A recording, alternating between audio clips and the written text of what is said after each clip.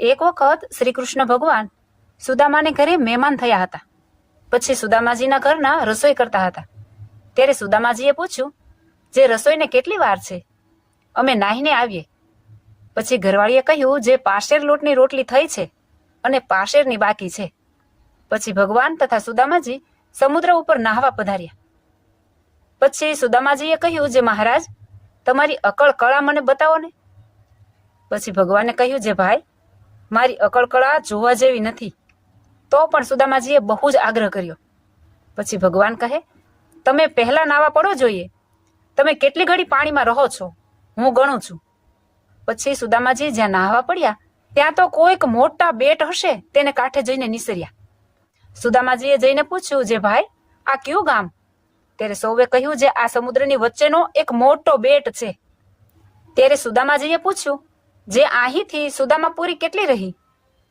એટલે એક શ્રેષ્ઠે કહ્યું, જે કાલે મારા વહાણ અહીંથી ગયા છે તે 20 વર્ષે અહીંથી પહોંચશે અને 20 વર્ષે ત્યાંથી પાછા આવશે. એટલી સુદામાપુરી દૂર છે. સુદામાજી કહે, મને 40 વર્ષ થયા છે અને હજુ 40 વર્ષે તે વહાણ પાછા આવશે, માટે હવે તો અહીંયા જ રહું. પછી એક શેઠે સુદામાજીને રાખીને પોતાની એક દીકરી પરણાવી અને તેમને 5-7 છોકરા થયા. પછી તે શહેરમાં એવો રિવાજ હતો, પહેલા સ્ત્રી મરે તો પુરુષને સાથે બાળે અને પુરુષ જો પહેલો મરે તો તેની સ્ત્રીને સાથે બાળે. એમ કરતા કરતા કોઈક સ્ત્રી મરી ગઈ અને અગ્નિ સંસ્કાર કરવા સારું સૌ લોકો સ્મશાનમાં ગયા હતા. તેની સાથે સુદામાજી પણ ભેળા ગયા. પછી જ્યારે તેની ચિત્તા ખડકી ત્યારે તેના પુરુષને તે સ્ત્રીની ચિત્તા ભેળો ખડક્યો. તે જોઈ સુદામાજી બોલ્યા, જે આ શું? સૌએ કહ્યું, જે આ શહેરમાં આવી રીત છે. એમ કરતા કરતા કેટલીક મુદતે સુદામાજીની ઘરવાળી મરી ગઈ. પછી સુદામાજીએ જાણ્યું, જે ભૂંડું થયું, મને પણ ભેળો બાળશે. પછી પોતે એક કોઠીમાં સંતાઈ ગયા. પછી તેને ખોળીને બહાર કાઢ્યા અને બાઈની સાથે સ્મશાનમાં લઈ ગયા. સુદાજી ત્રાય ત્રાય થઈ ગયા અને ભગવાનની પ્રાર્થના કરવા લાગ્યા. પછી સુદામાજી કહે, લ્યો હું નદીમાં નાહી આવું, પછી આવું.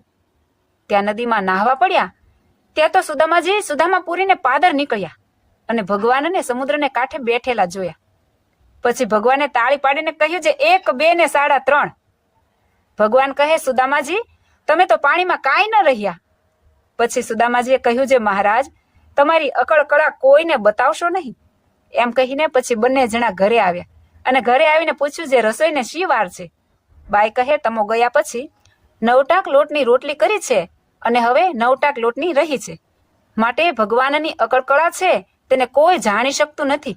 આશા રાખું છું કે શ્રી કૃષ્ણ ભગવાનનું ચરિત્ર સાંભળીને આપને પણ ખૂબ જ આનંદ થયો હશે.